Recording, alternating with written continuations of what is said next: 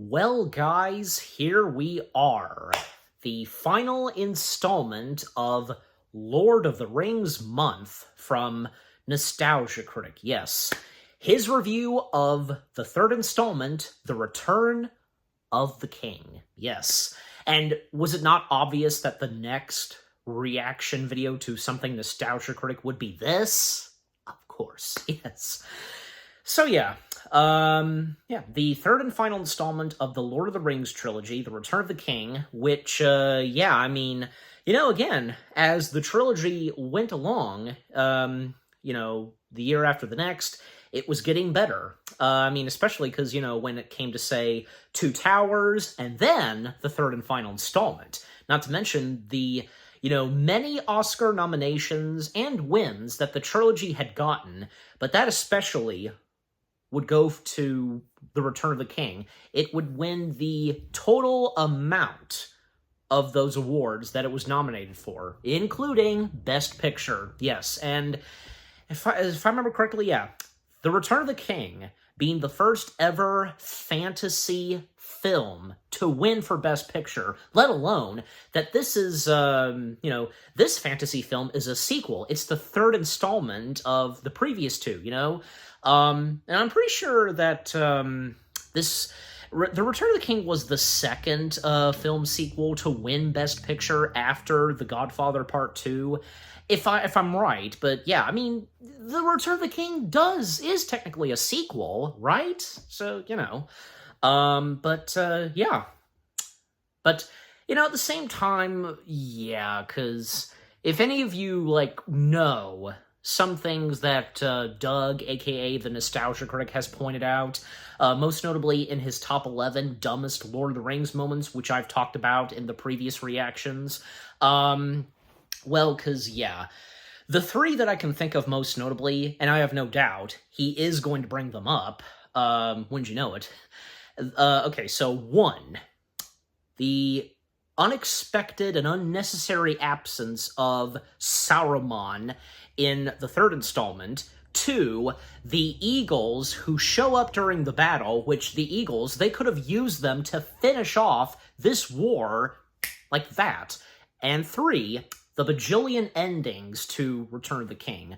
Now, on the bajillion endings and the Eagles, they don't affect me. Besides, the bajillion endings that we have in Return of the King, they don't affect me, and it doesn't bother me, because with all those endings that happen, I guess I'm one of those rare few people that has no problem with those endings, and I don't seem to recall when watching a couple of reactions to Return of the King, nobody has complained. Maybe I have to go back and watch some more, because possibly, but I don't know. Just overall, those bajillion endings were pretty good. But on the Eagles, well, here's the thing, and I don't think Doug quite really understands this, and maybe to everybody else who feels the same way as Doug does, where,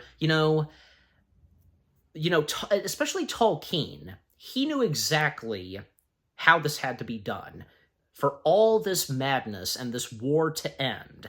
Even when watching a clip of, say, when the ring was thrown into the lava, and with Gollum / Smeagol being, burned in the lava, well, that's the thing. Had Bilbo killed Gollum when he first encountered him, or if, someone else had taken the ring to the mountains, and with the lava, anything else, if anything else happened, and if that whole thing where Gollum is cast and falls into the lava, and along with him, the ring, that would have not happened. The other things, had those things had happened that I just mentioned, if Bilbo had killed Gollum or anything else, well, it would have failed. The attempt to end this whole madness with the one ring to rule them all, if you get what I'm saying.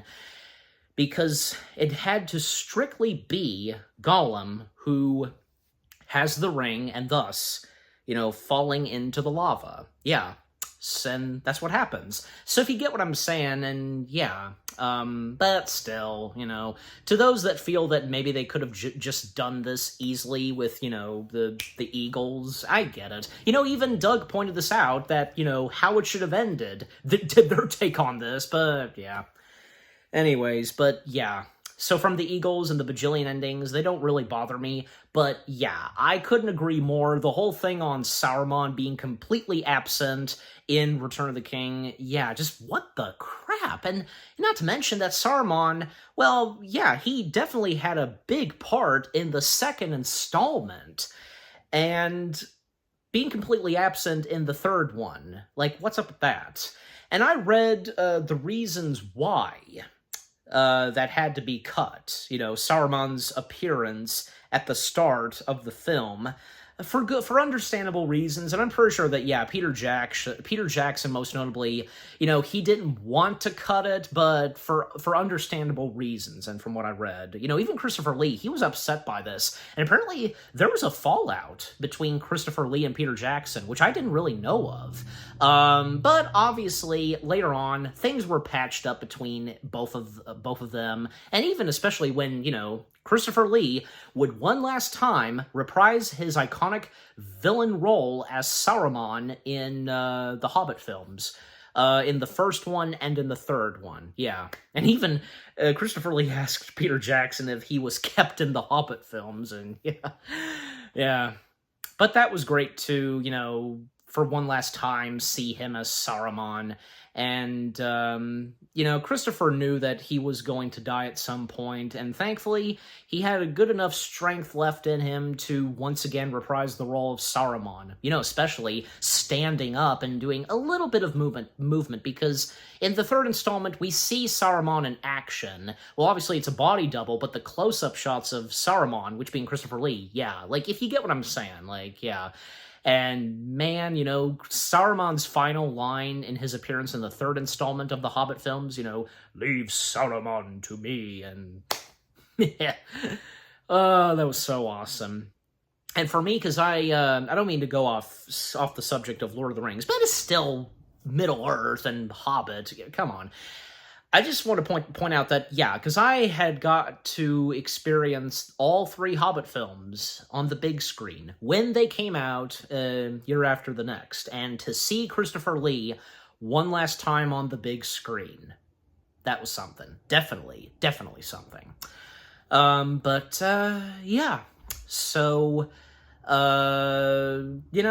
just overall, with Return of the King, no doubt, of course, that, you know, besides some of the stuff that obviously Doug is going to point out and that I just brought up, well, you know, still, The Return of the King is a movie masterpiece. Yeah. I mean, the whole trilogy is. It's a trilogy, it's a film trilogy masterpiece. But, yeah. Alright, so, enough said. We've been going on for 8 minutes, but, you know, I've said this before. These reaction videos, they're also, you know, discussion videos. They're reaction/discussion videos. Because that's the thing when it comes to reaction videos, not just me, but to everybody else. There's talking and, you know, from the start to the end. You know, and I can think of most notably, say, the Renegades React. Yeah, I feel that, yeah, they're the biggies that, you know, talk a lot. But, yeah. Oh, and there's been, like, what, 1 or 2 videos I've seen of the Renegades React where they wouldn't start a video that they're reacting to up to, what, maybe, say, up to 10 minutes or so. You get my point. But, yeah, but... Now I've finished what I've had to say, so let's get right into it. So here we go. The final installment of Lord of the Rings month that the Nostalgia Critic has done, his review of the third and final installment of the Lord of the Rings trilogy, The Return of the King. Here we go. 3, 2, 1, let's go. Check us out at Midwest Gaming Classic April 4th. No sponsor for this one. In Milwaukee, Wisconsin. And check us out at C2E2 April 11th to the 13th in Chicago, Illinois. Hope to see you there. I'd like to, but, you know, I've said this before. That's the best intro that they can do, but, you know, I don't want to complain. So what's the intro going to be like? The Lord of the Rings trilogy has come to an end. I'm glad to be here. Almost. At the end of all things. How do you pick up the threads of an old trilogy? How do you act when in your heart you begin to understand there's no going back? Hey, what the hell? Didn't the narration start with me? Yeah, but there's so much going on, people won't remember who started it. Well, I know who's ending it. Me. Piss off. But that's the thing, Critic. These are the endings. What do you mean, these? Lord of the Rings had 1,000,000 endings, so we should have 1,000,000 endings. Yeah, everybody must know the outcome of every person that's ever had screen time in these reviews. It occurred to me I never had a scene where I moved in slow-mo in the forest, like an angelic screensaver. I suddenly realized I didn't Jim. so many questions. Does my goldfish count as a dependent? It came to our knowledge that we hadn't gotten married yet. The chart says this is the most cost-effective way to work it into a review. Oh. Oh God. Hey, it's Tamara. Enough! Everybody knows this movie's endings go on way too long. Yet somehow it didn't ruin the movie. Everyone says the ending is the most important, yet this film is Oh, still yeah. regarded as a classic. Nominated for almost as many Oscars as Amelia Perez. Mm-hmm. God, that feels so wrong. Because it is The wrong. Oscars. So wrong. Penis to vagina. I guess that does Outcome? make you realize what impact this movie had on people, even with an ending that's far from perfect. Alright, let's get right into it. Return to King became the... Yeah, turn that There we go. off. Return to King became the film everybody had to see. The cast and crew were building up. This was the best of all of them, and at the time, it was hard for people to believe. Two Towers won so many over on so many different levels, it didn't seem possible to top. But as you probably guessed, this not only met the hype, but it surpassed it. When fans would say Lord of the Rings is unfilmable, this is the portion they're usually thinking of. Giant ghost armies, giant spiders, giant elephants. Even as far as special effects had come, nobody thought this could be done on the same scale as the books without eventually looking like Joshua in the Promised Land. Not only did we get effects that for over 20 years old still look pretty damn amazing, but the Yeah. wrapping up of one of the most expensive trilogies of all time actually followed through on still giving us a heartfelt and emotional conclusion. Even if there were about 20 of them. Clocking in at almost 3.5 hours, the longest in the series, that was already pretty That long. could be the thumbnail. People I don't know. constantly mock its length and too many endings, yet still praise it as one of cinema's most impressive achievements. So, what is it about this conclusion that won everybody over, even when it didn't win everybody over? Well, let's take a closer look. The rest of you, continue to end. Man to woman or woman to man. No, Malcolm, don't give in. But it's so cringy. Don't worry, this review will give you your fix. Nice. Let's take a look at The Return of the King. Alright, here we go. So we go from the most epic openings of all time to a tiny worm, which is also the title for one of the producer's biographies, as we get a flashback to Smeagol and Deagle finding the One Ring while fishing.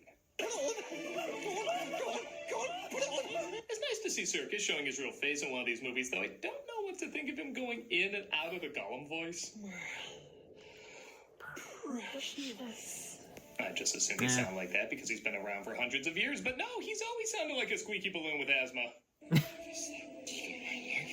He kills Deagle for the ring, and while the transformation over the years is wonderfully done, it is weird it's not a flashback or a dream Gollum is having.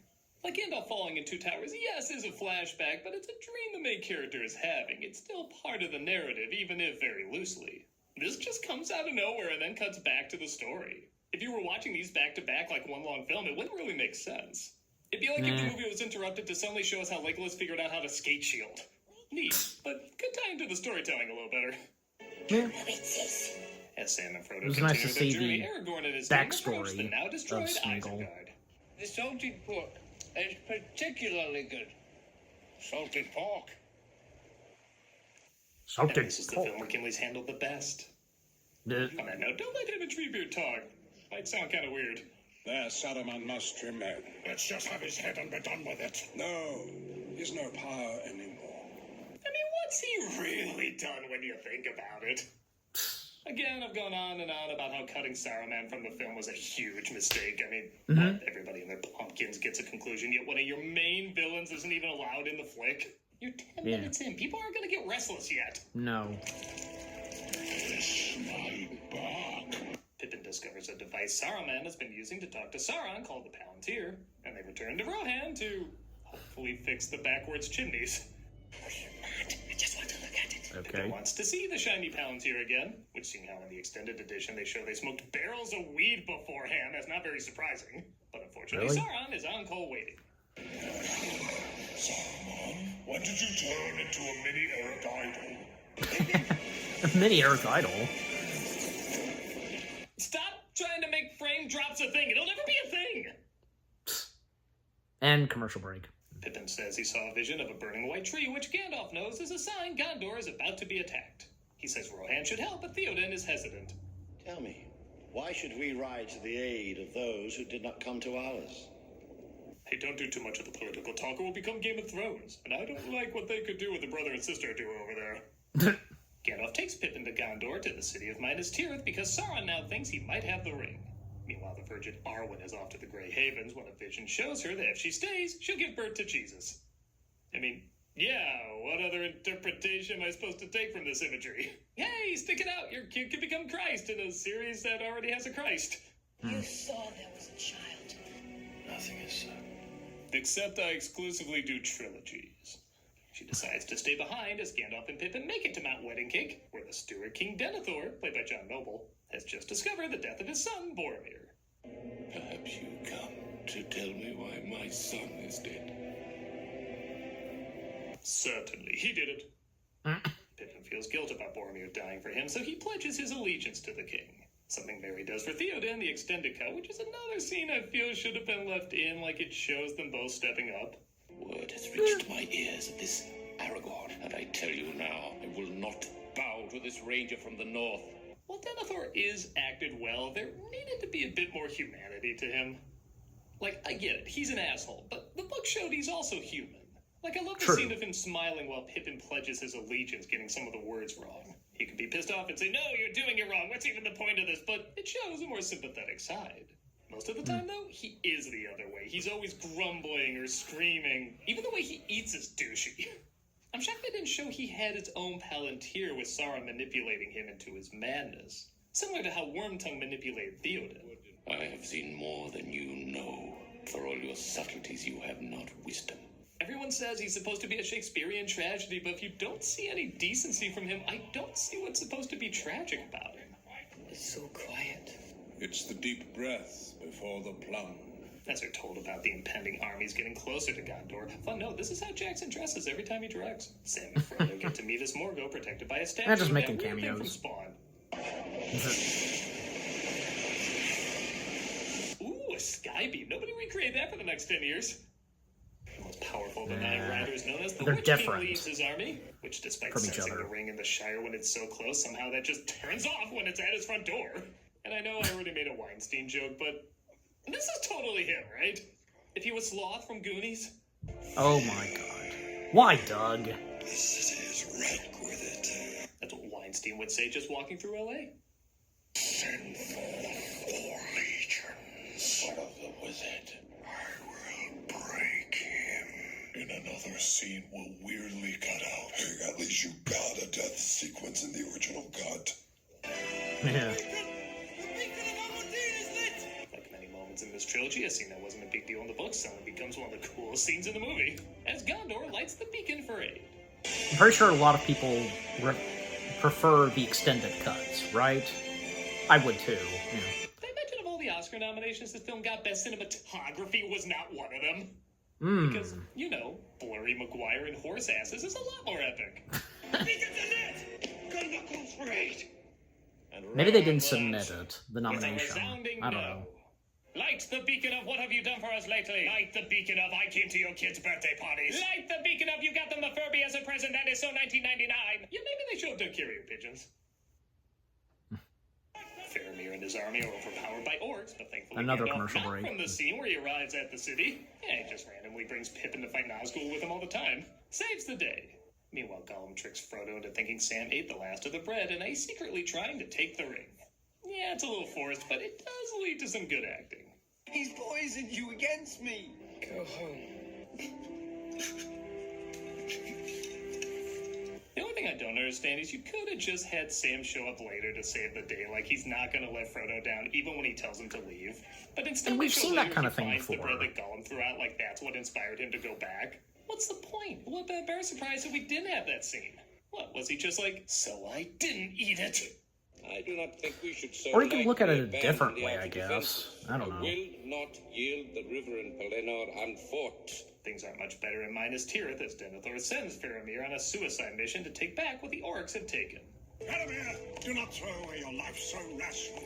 At least take Pippin with you. Where does my allegiance lie if not here? Father's will has turned to madness. Well, you could always bring your staff that seemed to scare him away. No, I'm just a conjurer of cheap tricks. You guys do the real work. Can you sing, Master Hobbit? Well enough for my own people, but we have no songs for great halls and evil times. Our songs are mainly drunken slurs about how our piss misses the toilet. Again, during a time when people thought Two Towers was saying it was pro the Iraq War, this movie goes big time out of its way to make it clear that it's not pro-war and more pro-self-defense. Even if I swear it sounds a little like a pop song from time to time. Through shadow, through the edge of night. How can a song with no auto-tuning sound like there's auto-tuning?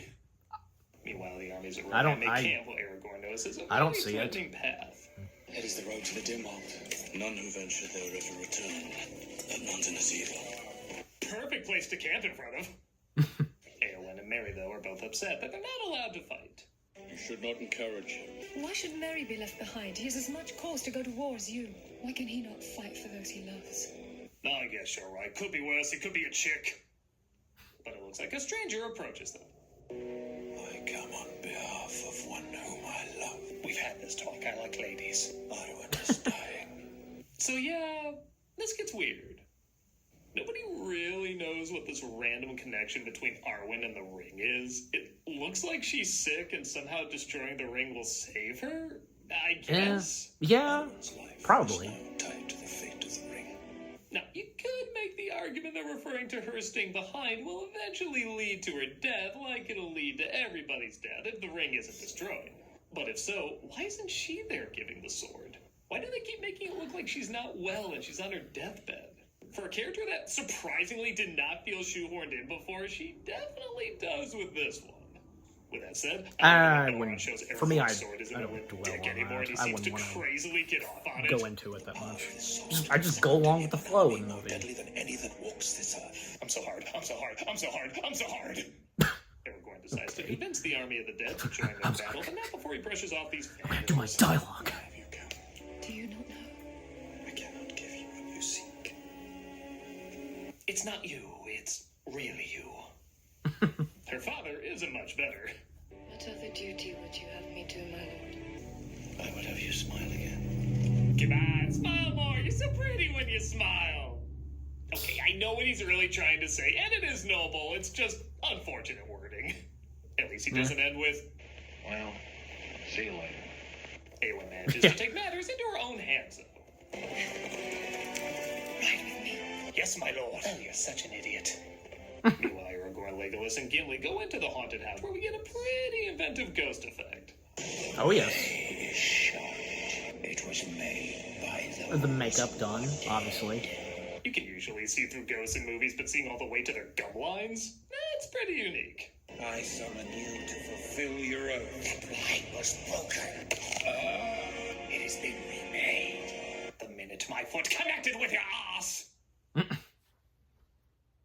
And let me guess. Check out me playing Arkham Knight every Friday on Twitch. No timeout because Content there's 5 days there's a no week. sponsor. Hope to see you so. there. Also, everybody says they never get notified about our latest videos, so be sure to subscribe and hit that notification bell to get all the latest updates. All right, back to it. Denethor panics when he sees not only his other son has fallen, but basically all of Mordor is at his door. Yuck. Yuck. Prepare for battle. Oh, on second thought, flee, flee. Who was right the first time? Flee. Basically, Gandalf just shut up, Denethor, get out of the way, you know. The battle for Minas Tirith begins, as even though it goes on for about 45 minutes, it is never boring.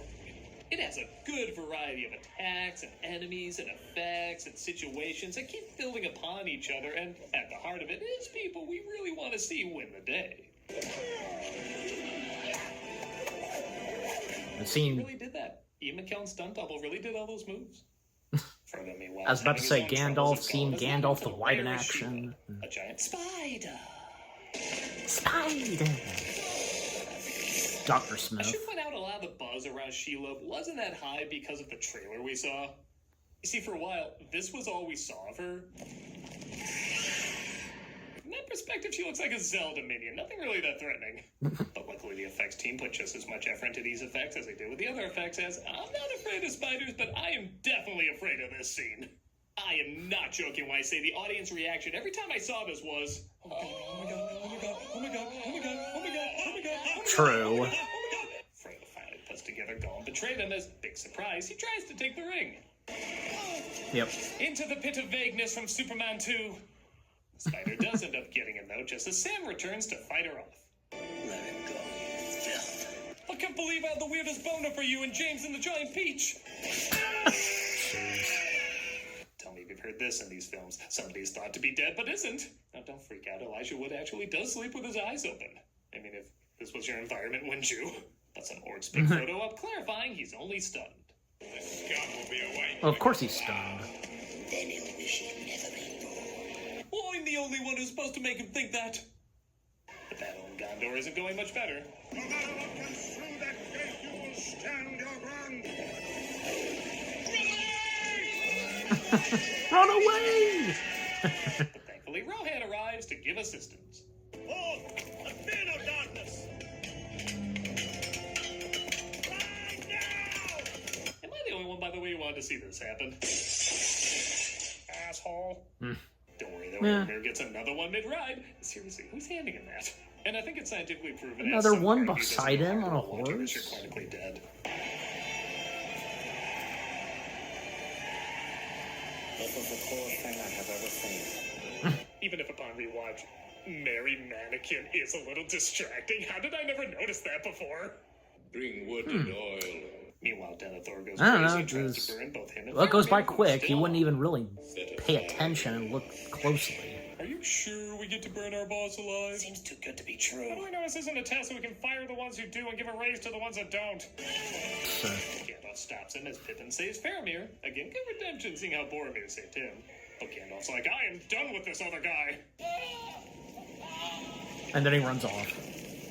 Again, this movie has a talent of taking that looks pretty funny to suddenly that's the most awesome thing I've ever seen. Yep. Speaking of which, the Oliphants arrive. Was it really the most imaginative name Tolkien could come up with? And they end up being hands down the best part of the movie. Tolkien wrote what he wrote. Fudgesicles. As soon as these things popped up, I thought to myself, are we really so lucky to live in a time where we get to see this? Giant Hortons in war paint squashing an army like little green soldiers. This dude knows he's in the best scene in the movie. Yep. I love this guy. He's like, you brought a horse to a 10-story elephant fight. Yep. But he still The gets silence for my favorite throwaway character. taken down. Things aren't looking good for Gandalf and Pippin either. Didn't think it would end this way. End? No, the journey doesn't end here. They'll torture us, burn us, cut off anything that won't kill us, but still results in a huge amount of pain. What's the point? My point is, I'm afraid, Pippin. I had forgotten there was so much between Gandalf and Pippin in this. From this moment on, you could count the applause moments audiences gave right on cue, right at the point they're supposed to. There's Eowyn beheading the Witch King's ride, protecting her father. Okay, I'll say it. That's what Sauron show looked like. There's the perfectly timed arrival of Aragorn hopping out of the orc ships, pulling off the same trick Gandalf did from Two Towers, almost forgetting he was even in the movie. There's Eowyn's great comeback when the Witch King says no man can defeat him. I am no man. Yeah. You see? Everything, that's how it's done. And of course, there's Legolas literally taking out an elephant all by himself. Which is so goddamn silly, but it guides you through its goofy reasoning just enough where you're able to go, screw it, that's just badass. Yes. It only counts as one. Even a lame Gimli line sounds cool after all that. Yeah. Eowyn has to say goodbye to her. I mean, his father, reaction to though, what yet a bit Legolas more did, tragedy you know. as he didn't know it was Eowyn who saved him, but I do like this callback to the previous film. I know your face. Grimer. You do care. I'm going to save you. You already did.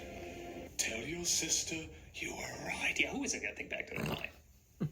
Aragorn releases the ghost as he gave his word he would. He could have originally made the deal to save Middle-earth and not just Gondor. While in Mordor, Sam makes his way to free Frodo. Maybe a little too easily. Okay, the orcs and Uruk-hai really don't like each other, I guess. Give it to me. Sam's hesitance to hand the ring over is a great way to emphasize again, really nobody is free from its corruption. It's a brief moment, but it's so effective because it's with this character. Come on, Mr. Frodo. You can't go walking through Mordor and not but your skin. Okay, movie, now you're trying to make people like me tell jokes. Aragorn suggests one last push at the gates of Mordor to allow Frodo one last chance to destroy the ring.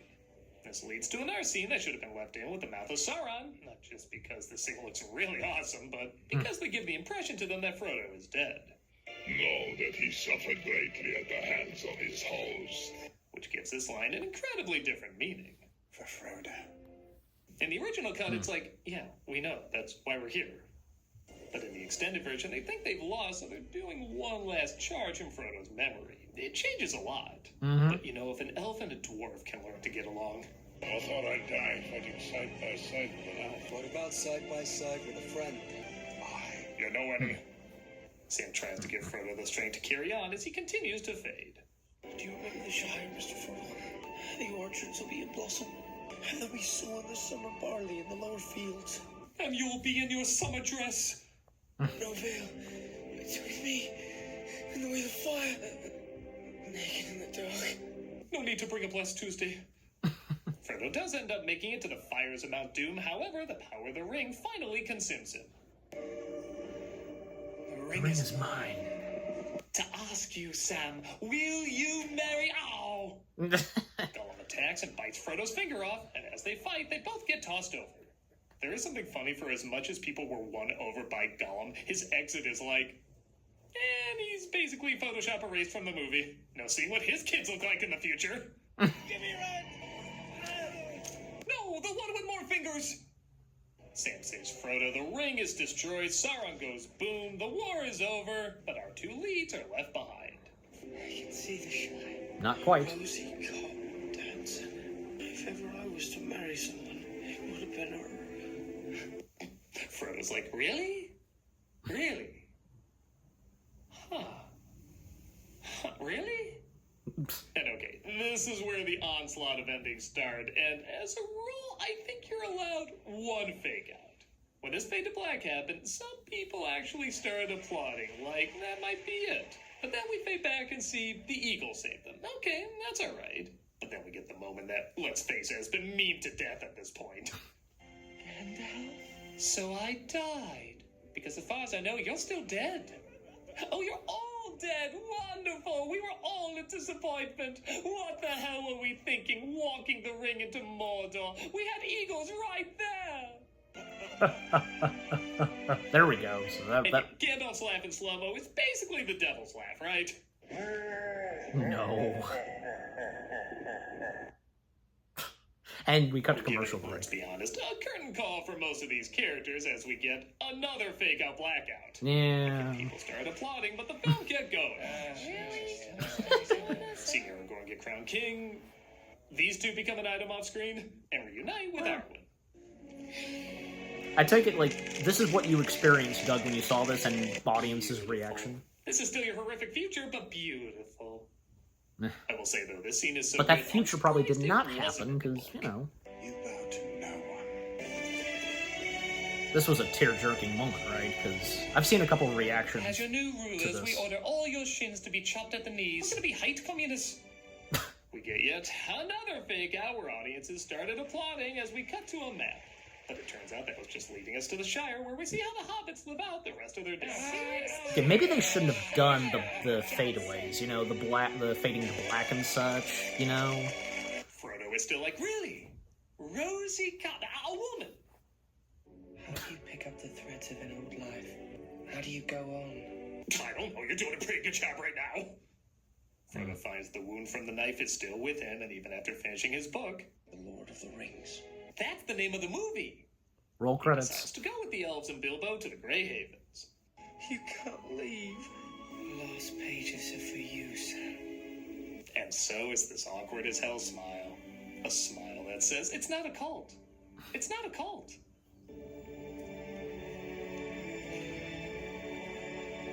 We get yet another fake out audiences accidentally applaud at.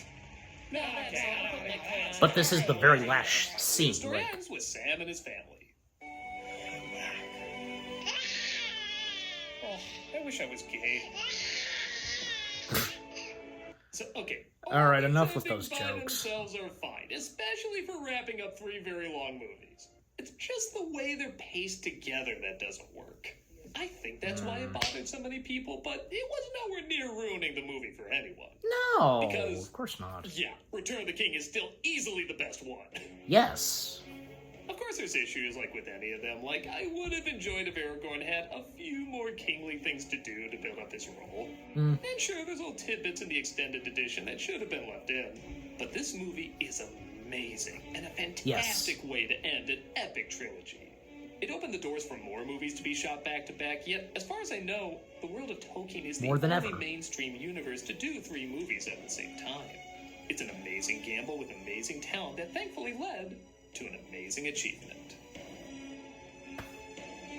And that's it. That's the end of the Lord of the Rings trilogy. Really? It's over?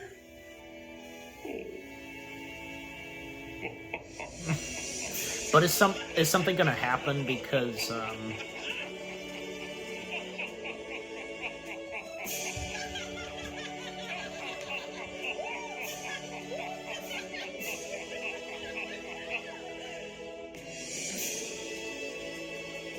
here comes Jim. And Rob. Roll call. Wait, we forgot to review The Hobbit. Oh, we can't end the month without talking about... Hey, where'd he go? Hey, where'd the movie go? Uh-oh. Is he gonna cast it in the fire? Oh, Jim. Good for you. Yes, I called it. I called it. Don't do it! The trilogy's too good, we can't have this destroy it! But think of it. It doesn't Think of the destroy it, suffering. really. People love to see you suffer. For suffering, for comedy, for cringe! So The Hobbit will be next, right? Because Doug. All right, so that's what's going to be next. Salted pork. Salted pork. That still only counts as one. For cameos for charity, we're doing the... All right, so that was the Nostalgia Critics review of The Lord of the Rings, The Return of the King. Yes. And by the way, because as of this recording, because I'm recording this before the final Nostalgia Critic video for March comes out, so...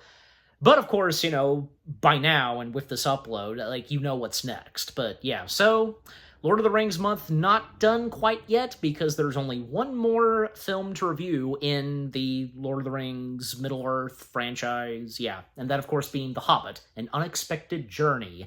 And, because I mentioned The Hobbit at the start of this reaction, but,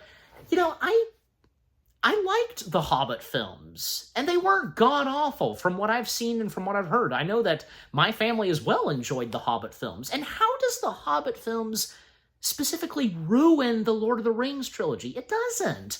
The Hobbit movies are their own thing. Yes, of course, they're canon and they're a part of the Lord of the Rings franchise and such, but at the same time, it's just telling the backstory, and then, well, after the Hobbit films are done... Then, we then begin the story of, what would happen in the Lord of the Rings trilogy. Do you know what I'm saying? I'm just simply saying, I mean, of course, the Hobbit films, while they're not god-awful or anything, can definitely not top off the Lord of the Rings trilogy, and of course, I also, to talk more about the Hobbit, but of course, after that, I'll come back to Return of the King. Yeah, because the Hobbit films, because originally, if anybody knows this, that it was just supposed to... the Hobbit films were just supposed to be 2 movies. But because they were filming so much and they really wanted to, do so much from the books, you know what I'm saying? That's when, it was decided for, for it to be a trilogy. And it's understandable why it was turned into 3 movies and not just 2, right? So, yeah. Because, I think, it's understandable and worth it with how much they wanted to do from the books, you know, adapt from the Hobbit books and have it be on the big screen, you know. But overall, I look forward to what Doug has to say about the first Hobbit film. I mean, I hope he'll have some positive things to say, because, like I said, they're not god-awful or anything. And I think especially the first one. But, yeah, overall, yeah. Aside from that, yeah, The Return of the King. So what Doug, a.k.a. the Nostalgia Critic, all that he had to say about The Return of the King, well, not that bad. A lot of positive things to say, but at the same time, yeah, some things he pointed out. And actually, I think I did forget to mention that, because Liv Tyler, her character, her fate being connected with the ring and such, well, like I said during my reaction, I wouldn't want to dwell on it and not go into full detail on it. I just go with the flow and just, you know, go along with what goes on in the movie. Okay, so, yeah. And, yeah, some things that Doug pointed out that, yeah, maybe this and that, but, yeah, anyways. That's what I would like to think, too. And also, because, the whole thing of Sam, you know, discovering the last bit of bread, he did not eat it. Well, if you think about it in a different way, just, you know, not like what Doug was saying where, you know, so I didn't eat it. Like, think of it in a different way. But, yeah, maybe it would have, I guess it would have been fitting if they didn't include that, and just to make it more awesome that, yeah, the next time we would see Sam, he would just randomly pop up and defend and help Frodo from that giant spider. Yeah. And again, we've seen that kind of thing in other movies, right? You know what I'm talking about. So, yeah. And also, yeah, the whole thing, and he didn't go into full detail on it, because, yeah, he had to review the film. The whole thing of Saruman being completely left out, but thankfully, of course, we would see him in the extended cut. But that also goes for Brad Dourif's character. You know who I'm talking about, yeah. Because he, too, being absent, but thankfully, when it came to the extended cut, and it's right there, the second scene in The Return of the King where, yeah, the Fellowship encounter Saruman once more, and Brad Dourif's character emerge, and, the king, what's his name, you know, convincing him to, you know, to come back and join the good side and stuff like that, but yeah. And how each Brad Dourif and Christopher Lee, their characters meet their demise, and yeah. And also, like I said during my reaction, because I, of course, had seen The Return of the King and the two other Lord of the Rings a good chunk of times, but still, it had been quite a while. So, Pippet and Gandalf having a lot of moments in Return of the King. Yeah, I completely forgot about that. Yeah. But, and the whole thing on the, you know, bajillion endings, you know, for Return of the King. Well, maybe the best solution would have been for them not to fade to black or something. Do it differently. Maybe that could have solved your problem, but yeah. But like I said, excuse me, like I said, those bajillion endings didn't affect me, it didn't bother me, so yeah. And I don't think, yeah, I think he did, but just, yeah, I mean, the whole thing on them using the eagles, and maybe they could have used the eagles to fly straight to the fires of Mount Doom and end the whole thing just like that, toss the ring. But like I said early on, before I started this reaction, there's a reason why, and all that time, with some losses here and there, up to when, yeah, Frodo, Sam, and Gollum making their way to the fires of Mount Doom, and it's Gollum who falls into the lava, and with the ring, yeah, because, like I said, if anything else had happened, like, if Bilbo had killed Gollum, or if, maybe Bilbo or someone else tossed the ring to the fires of Mount Doom, that probably would have failed and wouldn't have worked. It was all that time, it was Gollum who had to be the one, and even though, yeah, he, of course, Gollum preventing the ring to be destroyed, still, like, you get what I'm saying, yeah.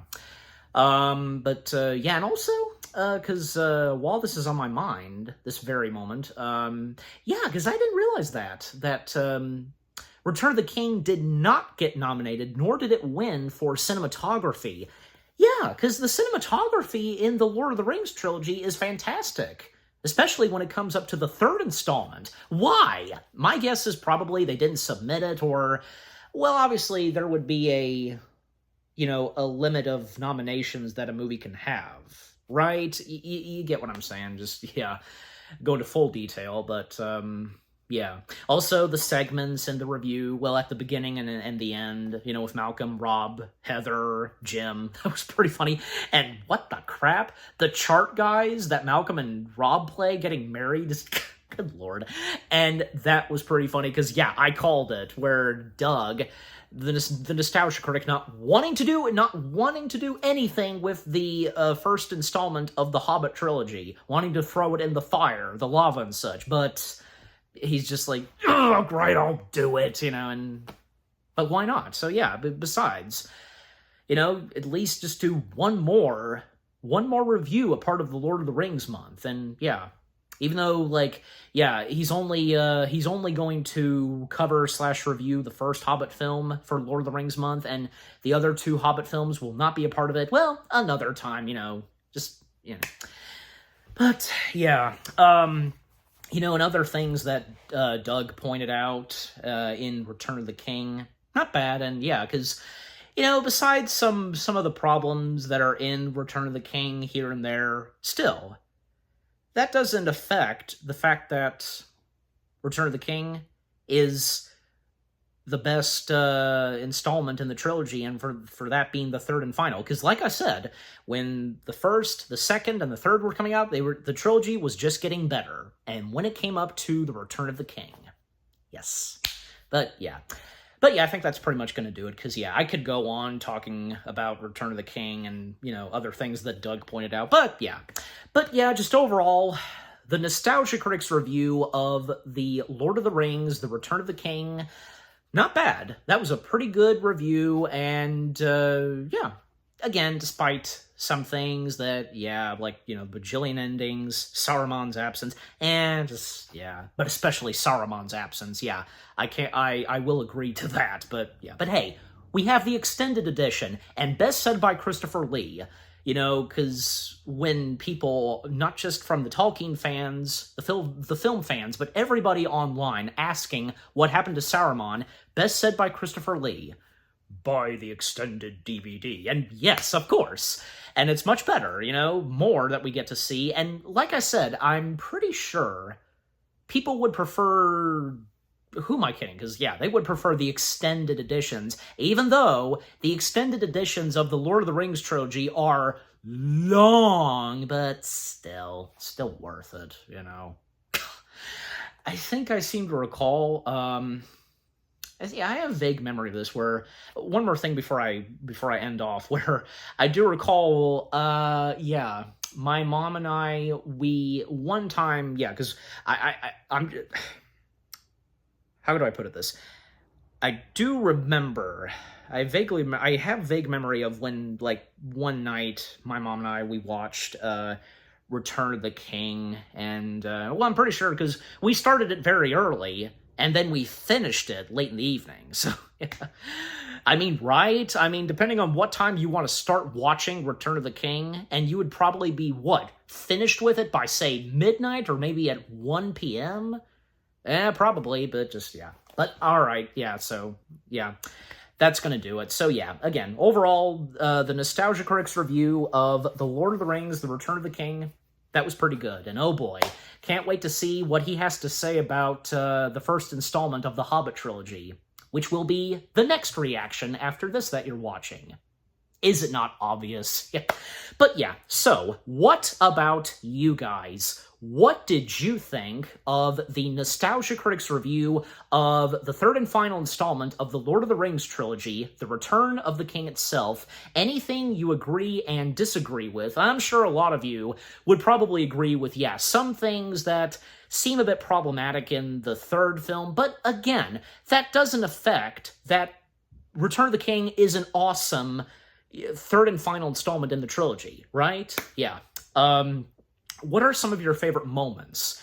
in Return of the King. And, of course, you know, that goes for the extended edition. And got good laughs, get teary-eyed, and and did you get good laughs from the Nostalgia Critics review? Yeah, of course I did. But would Return of the King be your favorite of the Lord of the Rings trilogy? Yeah, just overall, what do you think of the Nostalgia Critic video itself, and with what I've had to say, my reaction to it, and yeah, what did you think of my reaction to it? Leave comments and give this reaction video a like, as always. And so, with all that being said, thank you very much for watching. I hope you guys enjoyed my reaction to the Nostalgia Critics review of The Lord of the Rings, The Return of the King, part of the Lord of the Rings month. More reaction videos are on the way. They're going to be awesome. Keep looking forward, and I'll see you guys in the next video /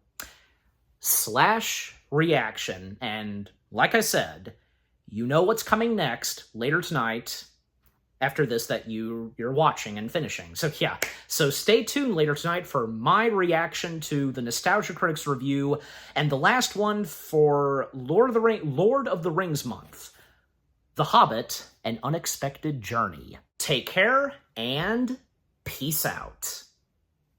That still only counts as one.